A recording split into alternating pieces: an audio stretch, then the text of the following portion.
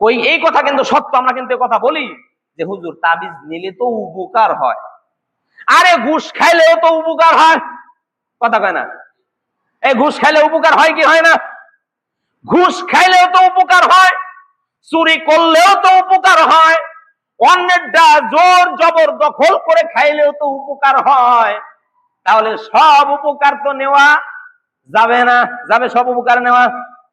নবীজি সাল্লাল্লাহু আলাইহি সাল্লাম বলেন, মান আল্লাকা তামিমাতান ফাকাদ আশরাকা বিল্লাহ, যে ব্যক্তি তাবিজ ঝুলালো সে আল্লাহর সাথে শিরিক করলো। মান আল্লাকা ওয়া ক্বালা মান আল্লাকা তামিমাতান ফাকাদ আশরাকা বিল্লাহ, যে কি করলো? স্পষ্ট তাবিজ ঝুলালো, সে আল্লাহর সাথে কি করলো? শিরিক করলো। তাহলে আজকে আমরা একটা পাপের খবর জেনে নিলাম, তাবিজ ঝুলানো শিরিক। তাবিজ ঝুলানো কি? শিরিক। এখন যদি বলেন হুজুর বড় হুজুর দিছে, কোন হুজুর দিছে? বড় হুজুর দিছে, কোরআনের আয়াত দিয়ে তাবিজ ঝুলাই দিছে, আয়াতুল কুরসি দিয়ে তাবিজ ঝুলাই দিছে। শুধু তাই নয়, সূরা ইয়াসিন দিয়ে তাবিজ ঝুলাই দিছে। এই যে পটলির মধ্যে তো সূরা ইয়াসিন লেখা, আয়াতুল কুরসি লেখা, 3 কুল লেখা, 4 কুল লেখা, সূরা ফাতিহা লেখা, দুরূদ শরীফ লেখা, ইস্তিগফার লেখা। শুধু তাই নয়, সূরা ইয়াসিনের নকশা, সূরা আলে ইমরানের নকশা, এরকম নকশা দিয়ে তাবিজ ঝুলাই আছে না নাই? আছে না নাই? এই তাবিজের বইগুলো বাজারে বিক্রি হয়, আছে না নাই? আছে। এগুলো সম্পূর্ণই শিরিক। তাহলে বড় হুজুর ঝুলালে শিরিক হবে কিনা? বড় হুজুর আর ছোট হুজুর বুঝি না, যেই হুজুরই ঢুকাক না কেন সবই শিরিক। সবই কি? শিরিক। শয়তানকে প্রশ্ন করা হলো, শয়তান তুমি কিভাবে মানুষকে, যেই মানুষটা নামাজ পড়ে, রোজা রাখে, হজও করেছে, যাকাতও দেয়, দান সদকাও করে, আল্লাহর জিকিরও করে, এই লোকটাকে তুমি কেমনে আল্লাহর সাথে শিরিক করাও? শয়তানকে প্রশ্ন করা হলো। শয়তান এবার উত্তর দেয়, এই কাজটা তো আমার জন্য খুবই সহজ। কিভাবে সহজ? কয়, এই মুসলমানেরা যখন কোনো বিপদে পড়ে তখন আমি ওর কাছে যাই, গিয়ে বলি অমুক একজন হুজুর আছে, বড় হুজুর আছে, আল্লাহওয়ালা লোক আছে, তার কাছে যাও, তোমারে তাবিজ দিয়ে দিবে, সেই তাবিজে তোমার রোগ ভালো হয়ে যাবে। সেই তাবিজে তোমার রোগ কি হয়ে যাবে? ভালো হয়ে যাবে। আমি ওর মনের কাছে এসে এটা বলে দেই। এরপরে ও কি করলো? বড় হুজুরের কাছে গেল, ছোট হুজুরের কাছে গেল, অমুকের কাছে গেল, ফকিরের কাছে গেল, মাজারে গেল, তাবিজ ঝুলাইলো। আছে না নাই? কোন মুসলিমকে, কোন মুসলমানকে যদি বলা হয় ভাই আপনি একটু কোরআনের সাথে বিয়াদবি করেন, আপনি কি করবেন? কথা বলেন আমার সাথে, আপনি কি করবেন?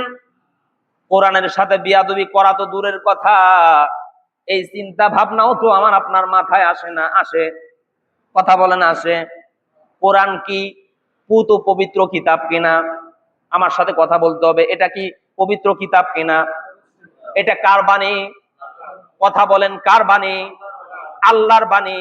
আল্লাহর এই কালামের সাথে বিয়াদবি যদি কেউ করে, তাহলে ওর থাকার জায়গা কোথায় হবে? আমার সাথে সবাই শেয়ার করেন, ওর থাকার জায়গা কোথায় হবে?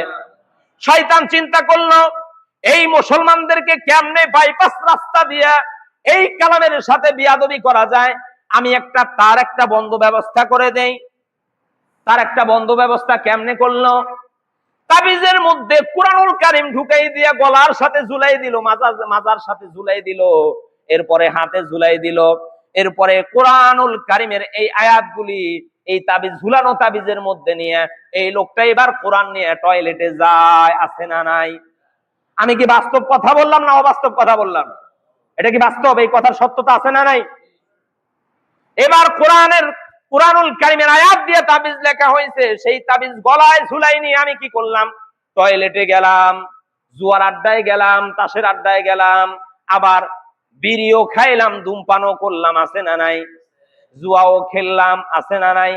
কিন্তু আমার সাথে কিন্তু কুরআনুল কারীমের আয়াত দিয়ে তাবিজ ঝুলানো আছে। তাহলে এটা আপনারা বলেন, এটা কি কোরআনের সাথে বিয়াদবি করা হয় না কোরআনের সাথে সম্মান করা হয়? সকলেই বলেন, এটা কি কোরআনের সাথে বিয়াদবি না ভাই? কোরআনের সাথে এরকম ভাবে বিয়াদবি করার মাধ্যমে এই নামাজি মুসলমানদেরকে শয়তান বাইপাস রাস্তা দিয়ে কোরআনের সাথে বিয়াদবি করাইয়া জাহান্নামে পৌঁছায় দেয়। তাহলে এই কুরআনুল কারীম দিয়ে তাবিজ লিখুক, আর এই কুরআনুল কারীমের সংখ্যা দিয়ে তাবিজ লিখুক, এই তাবিজ কি ঝুলানো যাবে? ঝুলানোর কোন সুযোগ নাই, সবে শিরিক, সবে কি শিরিক। আল্লাহ নবী মুহাম্মদ সাল্লাল্লাহু আলাইহি সাল্লামের নিকট একজন ব্যক্তি আসলো, যার হাতে ছিল তামার বালা। কি ছিল বলেন? কি ছিল বলেন? তামার বালা।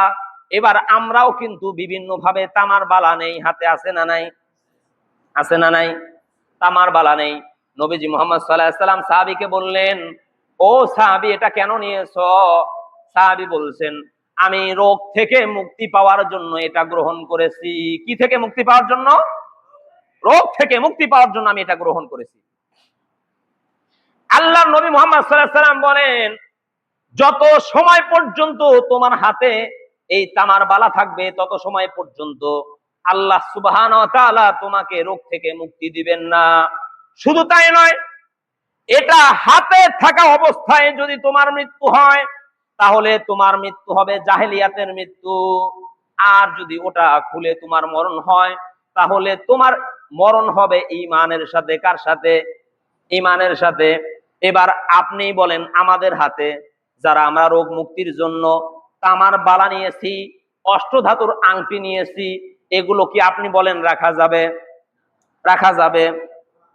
কয় আমাদের কাছে আসেন, এই অষ্টধাতুর আংটি যদি আপনি ব্যবহার করেন, আপনার রোগ মুক্তি হয়ে যাবে। অথচ যে লোকটা বিক্রি করে, ওর শরীরের মধ্যে হাজারো রোগ বসবাস করে। আছে না নাই? আছে না নাই? শুধু তাই নয়, এই অষ্টধাতুর আংটি যারা ব্যবহার করে, নবীজি সাল্লাল্লাহু আলাইহি সাল্লাম বলেন, ওরা জীবনেও সফলতা অর্জন করতে পারবে না। এই জন্য অষ্টধাতুর আংটি, তামার বালা, এরপরে রাবার, রাবার ব্যবহার করে, প্লাস্টিকের রাবার, কালো কালো রাবার, এগুলো অনেকের পায়ে আছে, হাতে আছে, এগুলো ব্যবহার করে। আছে না না? এগুলো ব্যবহার করা সম্পূর্ণ শিরিক। এই শিরিক যত সময় আপনার সাথে ঝুলবে, তত সময় আপনার ঈমান থাকবে না। এটা খুলে এখনই ফেলে দিতে হবে। আপনি বলবেন যে মসজিদ থেকে বের হওয়ার পরে খুলবো, আপনার ঈমান থাকবে না। এখনই খুলতে হবে। কার জন্য? কথা বলেন, কার জন্য? আল্লাহর জন্য। কোনো লজ্জা শরমের কোনো ব্যাপার নয়। ভুল করছি এতদিন, কি করছি বলেন? ভুল করেছি, ভুলের মধ্যে ছিলাম, এখন জেনেছি, এখন থেকেই আমাকে শুধরাতে হবে।